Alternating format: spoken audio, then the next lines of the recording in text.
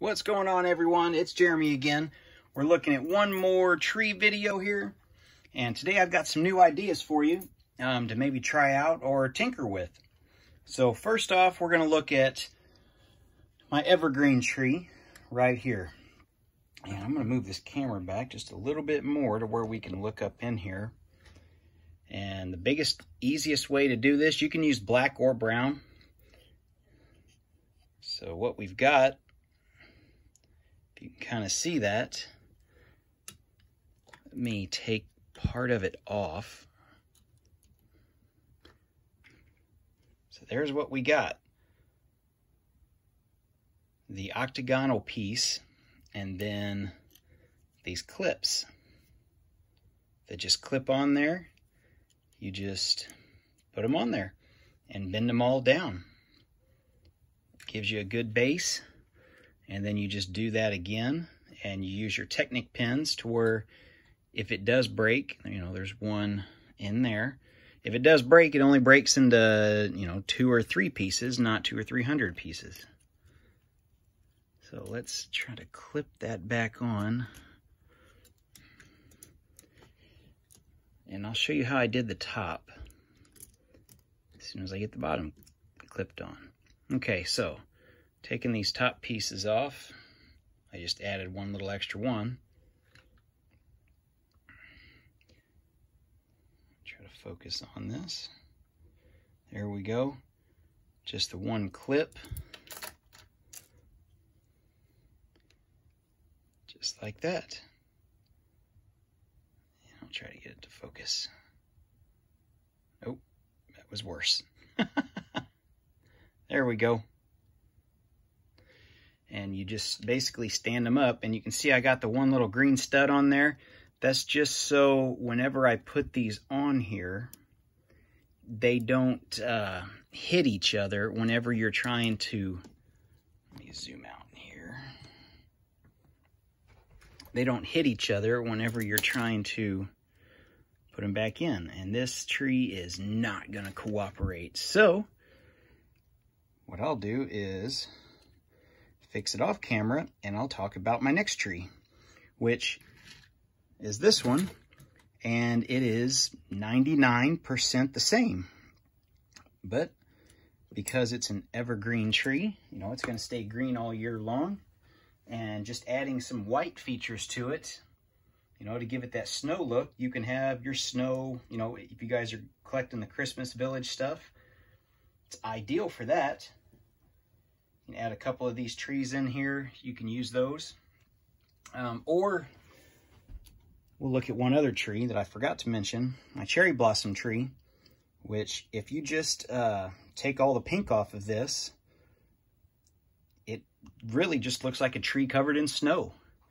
And you can kind of see I did that same idea there. I just used some solid clips in there, and then just a, you know, build technique on the top like a lot of my other trees. But you can use both for the winter. You just take the pink off, that one, and it's good to go. Or you can just, you know, line these, you know, that's like what's in front of the White House, the cherry blossom trees. So you can do that too, as just as an idea. As I still fumble with this other one here, I'm just going to deal with it later. I'm not going to worry about it right now. But yep, that's that. What I've got here is an idea that I'm tinkering with. These pieces come in quarters. So there's actually 4 of them that make a round cylinder. And you can kind of see the feet. What these are, I've only seen these really in white. They kind of look like teeth or claws or something like that. But you get them in brown, and, you know, if you get it set, it looks like a decent tree base, you know, for the root system or your trunk. And up at the top, you can kind of see I've got both the large and the small ones up here. So I'm kind of tinkering with that right now. I'm trying to see, you know, give me multiple layers on top of each other to get some foliage. And, you know, I can go higher if I want to make a huge tree, and it's going to have a huge thick base. You know, unlike my other trees, That's probably the one thing that's really lacking is the huge base tree. So that gives me basically a 4x4 round, you know, to do that. And, you know, even just that little bit right there, granted these are 12 round pieces in there. I kind of wish I had, all I've got is the dark brown on the cylinder, not cylinder, on the round plates, but I'm okay with it for now. You know, it's not a big deal to me. You know, we use what you got most of the time. And, you know, even like that, if I just put a couple branches on it and did a little bit more, it might be a nice big dead tree. So I'll get into that a little bit more at some point once I play with it some more. But let's look at our last one. Our last one's one of my typical trees. What I did is add a bunch of the little flower holders or grass or whatever you want to call those. And it just makes it so much fuller. Then you can kind of see this tree back here. You know, it's a great tree, you know, because you're not going to really look at it straight on like this angle. You're going to look more down upon it. But, you know, if you're looking down on this one, that's probably what you're going to see at an angle. But even if you're looking straight on, or if you're a kid, you might be looking straight on if this is on a table. It's just something, I had a bunch of extra pieces. I went to the Lego store and got another cup of the, I call them flower holders, you know, the grass pieces, the foliage. And I just wanted to see what it would look like. And it's another one of my tall trees. It might be the tallest with the tiny piece right at the top. I think that might be the difference between those two there, or that one. So yeah, that's pretty cool. But that's really all I have for today, guys. I just wanted to do this one quick, I guess, last tree video, since I know I've done 3 other ones. If you guys haven't checked those out, take a look. I've done some on the small trees, little scrub, brush, and bushes, and small decorative trees. I've done some on medium-sized trees, which are, you know, kind of like what Lego calls their big trees in a lot of their sets, like the modular ones. Kind of like that one right there. I consider those 2 back there medium-sized trees.